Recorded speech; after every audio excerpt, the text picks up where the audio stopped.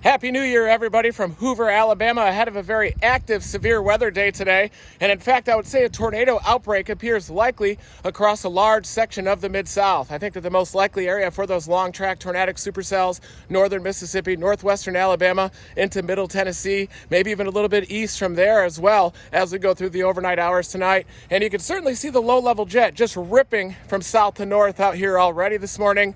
Extremely moist so far this morning across central and northern Alabama as this low-level jet just continues to crank, and it's only going to accelerate as we go through the day today and into the overnight tonight. And in fact, that low-level jet could be pushing 70 knots about a kilometer above the ground out of a southwesterly direction across the warm sector, and that over top these very warm temperatures, dew points pushing through the 60s to near 70 down here across the Mid-South. That's creating a very unstable, very large warm sector, strongly sheared as well. That 50 to 70 knot low-level jet is key to generating the low-level shear that's going to cause these supercell storms to tighten up at the low levels and develop those long-track tornadoes. And these supercell storms are going to be moving at 60 to 70 knots today, so very fast, possibly in excess of 70 miles an hour, especially in the Kentucky portion of that risk. Flash flood warnings are in effect as those storms to the north of the warm front have been training over the same areas throughout the morning. That's also a very dangerous potential today, as that flash flooding, especially across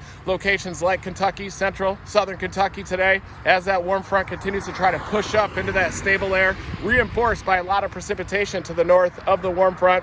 But I do expect those supercell storms to develop in central into northeastern Mississippi as early as noon to 1 p.m., probably closer to 2 p.m., and they're going to race off to the northeast through northeastern Mississippi, northwestern Alabama, eventually into middle Tennessee. And it's those prefrontal confluence lines that are key for the formation of supercell storms. Along those prefrontal confluence bands, the isolated storm modes are the ones that are going to be most dangerous. So certainly stay tuned to those watches and warnings throughout the warm sector, anywhere from northeastern Louisiana, a large swath of central northern Mississippi, central northern Alabama, especially northern Alabama, up into central Tennessee as well, all the way back through western Tennessee, as a squall line is also going to march off to the east along that frontal boundary. And with such a strong low-level jet ahead of that squall line, I do expect embedded tornado-like vortices within that QLCS pattern as it surges off to the east through the Mid-South. So certainly stay tuned to those watches and warnings. Fast-moving severe weather event during the day today